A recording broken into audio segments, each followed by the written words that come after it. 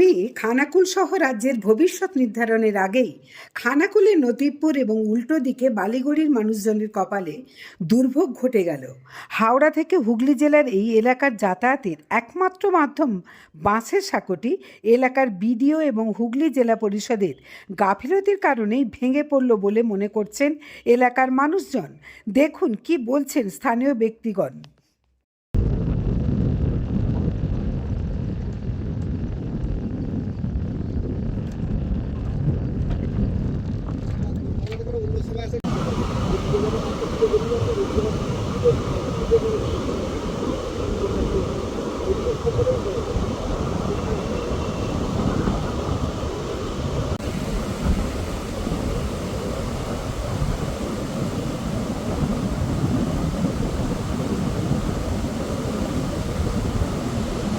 এখানে পরিস্থিতি খুবই খারাপ, খুবই সংকটজনক পরিস্থিতি।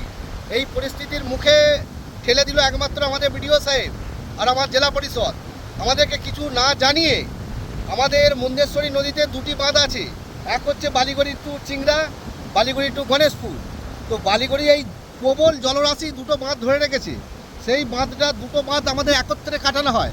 যতবার বাঁধ কাটানো হয় আমাদের দুটো বাঁধকে একত্রে বাঁধ কাটানো হয়, কিন্তু এবারে দেখা গেল যে শুধুমাত্র গণেশপুর বাঁধটা কাটানো হয়েছে।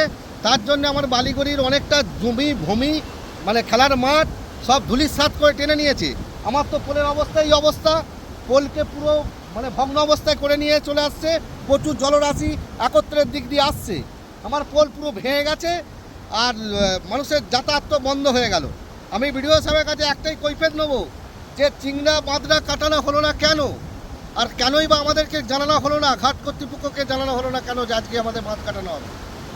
এখন যোগাযোগ ব্যবস্থা পুরো বন্ধ। এখন পুরো যোগাযোগ ব্যবস্থা বন্ধ। একটাই যোগাযোগ ব্যবস্থা ছিল, এটা আমাদের হাওড়া টু হুগলি সেই ব্যবস্থাটা পুরো নষ্ট করে দিল আমাদের বিডিও সাহেব।